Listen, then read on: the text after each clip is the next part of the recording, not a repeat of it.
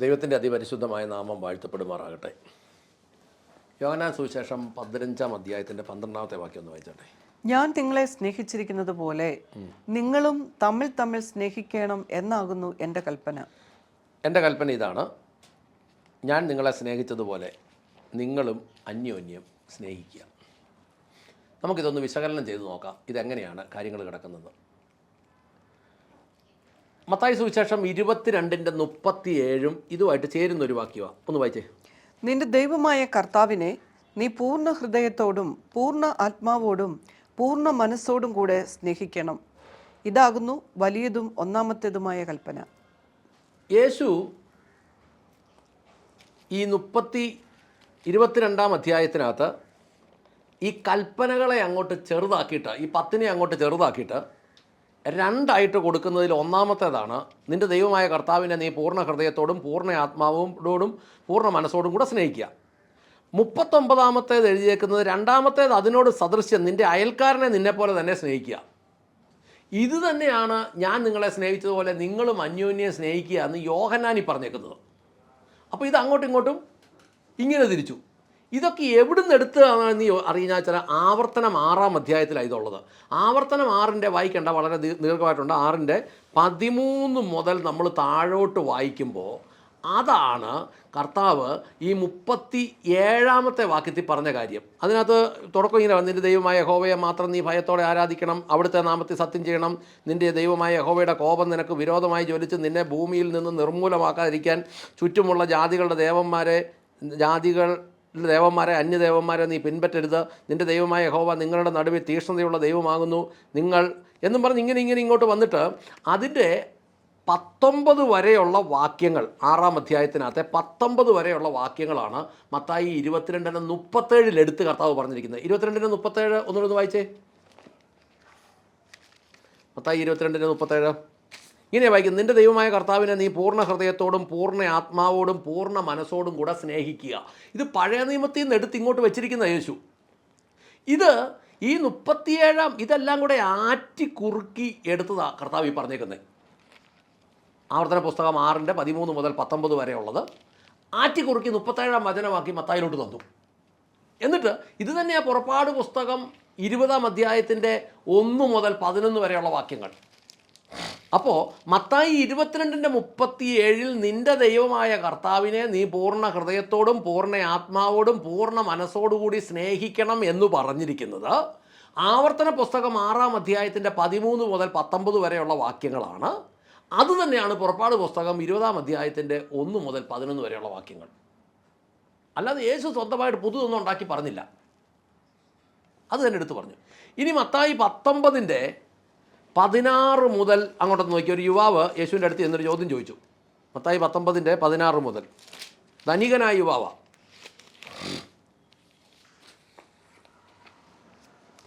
അനന്തരം ഒരുത്തൻ വന്ന് അവനോട്, ഗുരു, നിത്യജീവനെ പ്രാപിപ്പാൻ ഞാൻ എന്ത് നന്മ ചെയ്യണമെന്ന് ചോദിച്ചതിനവൻ, എന്നോട് നന്മയെക്കുറിച്ച് ചോദിക്കുന്നത് എന്ത്? നല്ലവൻ ഒരുത്തനേ ഉള്ളൂ. ജീവനിൽ കടപ്പാൻ ഇച്ഛിക്കുന്നുവെങ്കിൽ കൽപ്പനകളെ പ്രമാണിക്ക എന്ന് അവനോട് പറഞ്ഞു. ഏവ എന്ന് അവൻ ചോദിച്ചതിന് യേശു, കൊല ചെയ്യരുത്, വ്യഭിചാരം ചെയ്യരുത്, മോഷ്ടിക്കരുത്, കള്ളസാക്ഷ്യം പറയരുത്, അപ്പനെയും അമ്മയെയും ബഹുമാനിക്ക, കൂട്ടുകാരനെ നിന്നെപ്പോലെ തന്നെ സ്നേഹിക്കുക എന്നിവ തന്നെ എന്ന് പറഞ്ഞു. മതി. ഇത് തന്നെയാണ് പുറപ്പാട് പുസ്തകം 20-ാം അധ്യായത്തിൻ്റെ 12 മുതൽ 17 വരെയുള്ള കാര്യങ്ങൾ.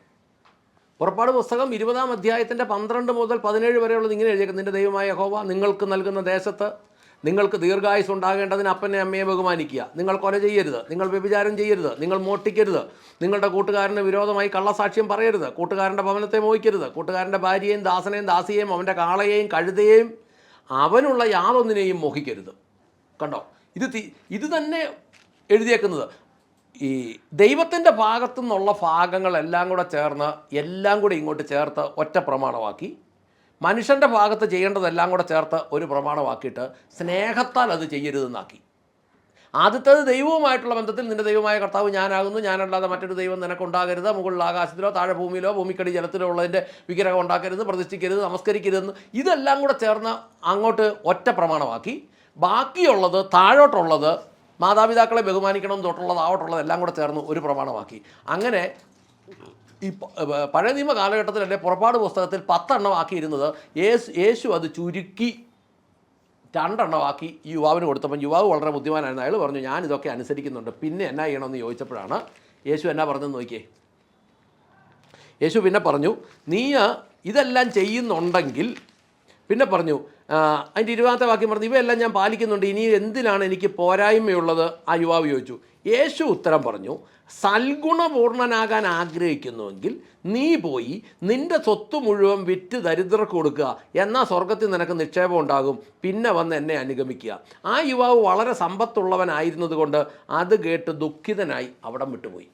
അതായത് ഈ യുവാവിൻ്റെ സമ്പത്ത് വിശ്വാസിയെ കളിപ്പിച്ചുണ്ടാക്കിയ പൈസ ഒന്നുമല്ല, വിശ്വാസിയുടെ സ്വോത്രക്കാഴ്ച മേടിച്ചുണ്ടാക്കിയ പൈസയും അല്ല, ശുശ്രൂഷയുടെ പേരിൽ ആരെങ്കിലും കൊടുത്ത പൈസയും അല്ല, ഇവൻ്റെ കുടുംബത്തിലുണ്ടായിരുന്ന സ്വത്താണ്. ആ സ്വത്ത് ബാക്കി കൽപ്പനകളൊക്കെ അനുസരിക്കുന്നുണ്ടെങ്കിൽ ആ സ്വത്ത് വിറ്റ് ദരിദ്രർക്ക് കൊടുക്കാൻ പറഞ്ഞപ്പോഴാണ് ഇങ്ങേര് കുടുങ്ങിപ്പോയത്. അങ്ങനെ ദുഃഖിതനായിട്ട് പുള്ളി തിരിച്ചുപോയി.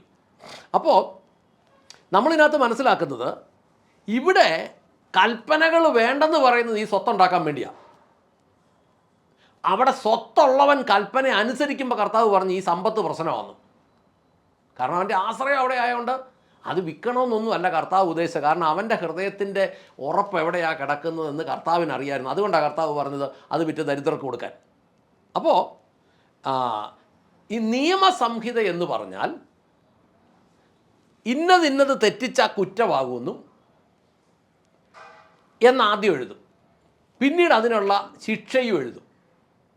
ഈ ന്യായപ്രമാണം എന്ന നിയമം ഇത് തന്നെയായിരുന്നു. ഇത് തെറ്റിച്ചാലുള്ള ശിക്ഷ ഇന്നതാണ്, അതിൻ്റെ ബലികൾ ഇന്നതാണെന്നും അത് ചെയ്യേണ്ടത് ലേവ്യ ഗോത്രമാണെന്നും പഴയ നിയമത്തിൽ ഉടമ്പടി ഉണ്ടാക്കി. അതാ പഴയ നിയമ ഉടമ്പടി. എന്നാൽ പുതിയ നിയമ ഉടമ്പടിയിലും നിയമങ്ങൾ ഇത് തന്നെയാണ്, പക്ഷേ ശിക്ഷ മാറ്റി. ശിക്ഷ മാറ്റിയപ്പോൾ ആ സംവിധാനം തന്നെ അങ്ങ് മാറി. പഴയ നിയമത്തിലും ദൈവവചനം ലംഘിച്ച പാപം, പുതിയ നിയമത്തിലും ദൈവവചനം ലംഘിച്ചാൽ പാപം. പഴയ നിയമത്തിൽ പരിഹാരം മൃഗബലികൾ, ധാന്യബലികൾ, പക്ഷിബലികൾ ഒക്കെ. പുതിയ നിയമത്തിൽ മാനസാന്തരപ്പെടുന്നവന് കാൽവരിയാഗം, കാൽവരി രക്തം. പഴയ നിയമത്തിൽ ലേവ്യര് പുരോഹിതൻ, പുതിയ നിയമത്തിൽ പുരോഹിതനില്ല. പഴയ നിയമത്തിൽ പുരോഹിതനെ ഉള്ളൂ, പുതിയ നിയമത്തിൽ ശിക്ഷ്യം മാത്രമേ ഉള്ളൂ മനുഷ്യരുടെ ഇടയ്ക്ക്. പഴയ നിയമത്തിൽ ലേവ്യ ഗോത്രത്തിന് മാത്രമേ ഇത് പറ്റുള്ളൂ, പുതിയ നിയമത്തിൽ എല്ലാ ഗോത്രത്തിനും പറ്റും, ലോകത്തിലുള്ള സകല ജാതിക്കും പറ്റും. പഴയ നിയമത്തിൽ ഒത്തിരി വ്യവസ്ഥകൾ ചെയ്താലേ പറ്റുള്ളൂ, പുതിയ നിയമത്തിൽ വിശ്വാസിക്ക് മാനവരാശി മുഴുവൻ ഈ വ്യവസ്ഥ വരും. മാനസാന്തരപ്പെട്ടവൻ വീണ്ടും ആ പാപം ചെയ്യില്ല എന്ന് ദൈവസന്നിധിയിൽ വെറുത്തുപേക്ഷിച്ചവനെ എല്ലാം ഈ പുതിയ നിയമ വ്യവസ്ഥയ്ക്കകത്തേക്ക് കൊണ്ടുവരാൻ ദൈവം ഇഷ്ടപ്പെടുന്നു. പഴയ നിയമത്തിൽ പൈസ മുടക്കി പാപത്തിന് പരിഹാരം ചെയ്യണമായിരുന്നു, പുതിയ നിയമത്തിൽ യേശുക്രിസ്തുവിൻ്റെ കാൽവരി രക്തം, കാൽവരി യാഗം മാത്രമാണ്. ഇതാണ് ഇത് തമ്മിലുള്ള വ്യത്യാസം. നിയമത്തിൻ്റെ തെറ്റുകൾ ഏതാന്ന് കണ്ടുപിടിക്കാനുള്ള ദൈവത്തിൻ്റെ വചനങ്ങൾ അതിലും ഇതിലും മാറ്റിയില്ല. യേശു അത് ആറ്റിക്കുറുക്കി തന്നത്. അപ്പോൾ ഇത് ശരിക്കും പറഞ്ഞാൽ നമ്മൾ പാപം വെറുത്തുപേക്ഷിക്കണം. അല്ലെങ്കിൽ എന്നാ സംഭവിക്കുന്നത് ചോദിച്ചാൽ, ഒരുത്തിന് ദൈവത്തിൻ്റെ അടുത്ത് വന്ന് ദൈവത്തിൻ്റെ അടുത്തല്ലേ, പരിശുദ്ധാത്മാവിൻ്റെ അടുത്തല്ലേ, വചനത്തിൻ്റെ അടുത്തുള്ള സ്വാതന്ത്ര്യം, പ്രാഗൽഭ്യം നഷ്ടപ്പെട്ടു പോകും. കാരണം ഭൂതം അവന് കയറും. പാപം ചെയ്തുകൊണ്ട് ഏറ്റു പറഞ്ഞാലൊന്നും തീരുകയല്ല. വെറുത്തുപേക്ഷിച്ച് മാനസാന്തരപ്പെട്ട് വെറുത്തുപേക്ഷിക്കാതെ ദൈവത്തിൻ്റെ പരിശുദ്ധാത്മാവ് പരിവർത്തിക്കില്ല. ദൈവത്തിൻ്റെ പരിശുദ്ധാത്മാവ് പരിവർത്തിക്കാത്തിടത്തോളം കാലം ഭൂതം അവിടെ കയറുകയും ചെയ്യും. അപ്പോൾ ആ യുവാവ് പറഞ്ഞു ഞാനിതെല്ലാം പാലിക്കുന്നുണ്ട്, ഇനി എന്തിലാണ് എനിക്ക് പോരായ്മയുള്ളതെന്ന് ചോദിച്ചപ്പോൾ യേശുവിൻ്റെ മറുപടി പറഞ്ഞു, സൽഗുണപൂർണനാകാൻ ആഗ്രഹിക്കുന്നെങ്കിൽ നീ പോയി നിൻ്റെ സ്വത്ത് മുഴുവൻ വിറ്റ് ദരിദ്രർക്ക് കൊടുക്കുവിൻ, എന്നാൽ സ്വർഗത്തിൽ നിനക്ക് നിക്ഷേപം ഉണ്ടാകും, പിന്നെ വന്ന് എന്നെ അനുഗമിക്കുക. എന്നാൽ മത്തായി 19:22 ഈ യുവാവ് സ്വത്ത് വളരെയധികം ഉണ്ടായിരുന്നുകൊണ്ട് അയാൾ ദുഃഖിച്ച് കടന്നു പോയെന്നാണ് പറഞ്ഞത്. എന്ന് പറഞ്ഞാൽ അയാൾ ദൈവത്തിലധികം ആ സ്വത്തിൽ ആശ്രയിച്ചിരുന്നു എന്നാണ് നമ്മൾ മനസ്സിലാക്കുന്നത്. അപ്പോൾ ഒരിക്കൽ കൂടെ നമ്മൾ പറഞ്ഞാൽ, പഴയതും പുതിയതുമായ നിയമവ്യവസ്ഥയിൽ കുറ്റം അല്ലെങ്കിൽ പാപം കണ്ടുപിടിക്കുന്നത് ദൈവത്തിൻ്റെ വചനം തന്നെയായിരുന്നു. പഴയതിൽ മൃഗബലികളും ധാന്യബലികളും പാനീയ ബലികളും ഒക്കെ ആയിരുന്നു പരിഹാരമെങ്കിൽ, പുതിയതിൽ വിശ്വസിച്ച് പാപം ഏറ്റുപറഞ്ഞ് ഉപേക്ഷിക്കുന്നവന് കാൽവരി യാഗമാണ് പരിഹാരം. ഇനി ഇവിടെ നമുക്ക് ഒരു വലിയ കാര്യം മനസ്സിലാകും. ഈ ചുങ്കക്കാരൻ സക്കായി, അയാൾ ലൂക്ക 19:8-9 നമ്മൾ എടുക്കുമ്പോൾ അതൊന്ന് വായിച്ചേ. ലൂക്ക 19:8-9.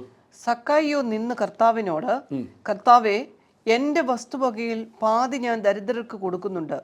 വല്ലതും ചതിവായി വാങ്ങിയിട്ടുണ്ടെങ്കിൽ 4 മടങ്ങ് മടക്കി കൊടുക്കുന്നു എന്ന് പറഞ്ഞു. യേശു അവനോട്, ഇവനും അബ്രഹാമിന്റെ മകൻ ആകിയാൽ ഇന്ന് ഈ വീട്ടിന് രക്ഷ വന്നു.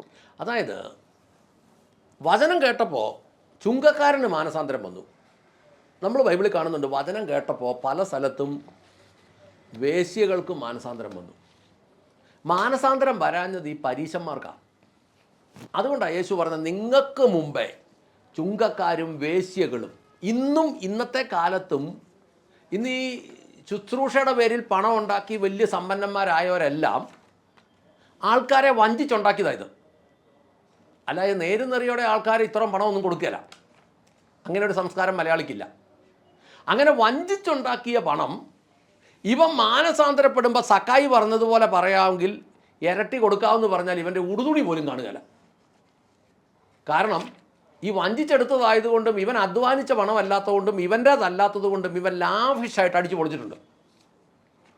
ലാവിഷായിട്ട് അടിച്ചു പൊളിക്കുകയും അവനവൻ്റേതാണെ മാന്യമായ തുകയ്ക്കെല്ലാം കൈകാര്യം ചെയ്യും. ഇത് വല്ലവൻ്റേതായതുകൊണ്ട് ഒരു മയവും വേണ്ടല്ലോ. അടിച്ചു പൊളിച്ച് കൈകാര്യം ചെയ്തതുകൊണ്ട് തിരിച്ചു കൊടുക്കാനൊന്നും പറ്റിയല്ല. അതുകൊണ്ട് പറയട്ടെ, ഇങ്ങനെയുള്ളവന്മാർ ഈ വേശ്യകളുടെയും ചുങ്കക്കാർക്കും കിട്ടുന്ന അവസരം പോലും ദൈവത്തിൻ്റെ അടുത്ത് ഇവർക്ക് കിട്ടില്ലെന്നാണ് യേശു പറഞ്ഞേക്കുന്നത്. അങ്ങനെയാണെങ്കിൽ ഈ കൽപ്പനകളെല്ലാം ഇങ്ങനെ തിരിച്ചും മറിച്ചും കളയുന്നതിൻ്റെ പുറകിൽ പിശാചിന് വലിയ ഉദ്ദേശങ്ങളുണ്ട്. മുന്നോട്ട് വീഡിയോകളിൽ നമുക്ക് അതിനെക്കുറിച്ച് സംസാരിക്കാം, പ്രാർത്ഥിക്കാം. ദൈവത്തിൻ്റെ വചനം, സ്വർഗസ്ഥനായ ഞങ്ങളുടെ പിതാവേ, ഞങ്ങളുടെ കർത്താവായ യേശു ക്രിസ്തുവേ, പരിശുദ്ധാത്മാവായ ഞങ്ങളുടെ നല്ല ദൈവമേ, കർത്താവെ സകലതും സൃഷ്ടിച്ച ഞങ്ങൾ കൊളോസ് ലേഖനം 1-ാം അധ്യായത്തിൽ വായിക്കുമ്പോൾ ക്രിസ്തു സകലതിൻ്റെയും ആധാരമായിരിക്കുന്നു എന്ന് പറയുമ്പോൾ ക്രിസ്തു തന്നെയാണല്ലോ സകല വചനങ്ങളും പറഞ്ഞിരിക്കുന്നത്. ആ വചനത്തിൻ്റെ വ്യവസ്ഥ അന്നും ഇന്നും എന്നും നിത്യതയോളം ഒറ്റ വ്യവസ്ഥ തന്നെയാണെന്ന് ഞങ്ങൾ മനസ്സിലാക്കുന്നു. ആ വ്യവസ്ഥ കർത്താവെ പാലിച്ച് അനുഗ്രഹം പ്രാപിക്കുവാൻ, കർത്താവെ അത് തെറ്റിപ്പോയാൽ, അബദ്ധത്തിൽ തെറ്റിപ്പോയാൽ കാൽവരി യാഗമെന്ന ബലി ഞങ്ങൾക്കുള്ളത് കൊണ്ട് ആ പാപത്തിൽ വീഴുന്ന ഭാഗം പൂർണ്ണമായി ഏറ്റുപറഞ്ഞ് മാനസാന്തരപ്പെട്ട് വെറുത്തുപേക്ഷിച്ച് നിരപ്പ് പ്രാപിപ്പാൻ ദൈവം ഞങ്ങളെ ഓരോരുത്തരെയും അനുഗ്രഹിക്കണമേ. കേൾവിക്കാരെ അനുഗ്രഹിക്കണമേ. ഏതെങ്കിലും മേഖലയിൽ വീണുപോയെങ്കിൽ പാപം ഇനി ചെയ്യില്ല എന്നുള്ള ഉറപ്പോടുകൂടി ഏറ്റുപറഞ്ഞ് മാനസാന്തരപ്പെട്ട് വെറുത്തുപേക്ഷിച്ച് ദൈവത്തിന് പ്രവർത്തിക്കാനുള്ള അവസരത്തിനായി കൊടുക്കണമേ എന്ന് പ്രാർത്ഥിക്കുന്നു. ആ ഹൃദയങ്ങളെ അങ്ങ് അനുഗ്രഹിക്കണമേ. എന്നെ ശ്രമിക്കുന്ന ആരെങ്കിലും പാപഭാരത്താൽ ഭാരപ്പെടുന്നെങ്കിൽ കർത്താവിൻ്റെ അടുത്ത് നിന്ന് സൗഖ്യം പ്രാപിപ്പാൻ ഇടയാക്കണമേ എന്ന് പ്രാർത്ഥിക്കുന്നു. അങ്ങ് പ്രാർത്ഥന കേട്ട് അനുഗ്രഹിച്ച കൃപയ്ക്ക് നന്ദി. വചനമനുസരിക്കുവാൻ ഒരു തീരുമാനമെടുക്കുവാൻ പ്രിയപ്പെട്ടവരെ അനുഗ്രഹിക്കണം. അങ്ങ് പ്രാർത്ഥന കേട്ട കൃപയ്ക്ക് നന്ദി. യേശു ക്രിസ്തുവിൻ്റെ ധന്യമുള്ള നാമത്തിൽ തന്നെ. ആമേൻ, ആമേൻ, ആമേൻ.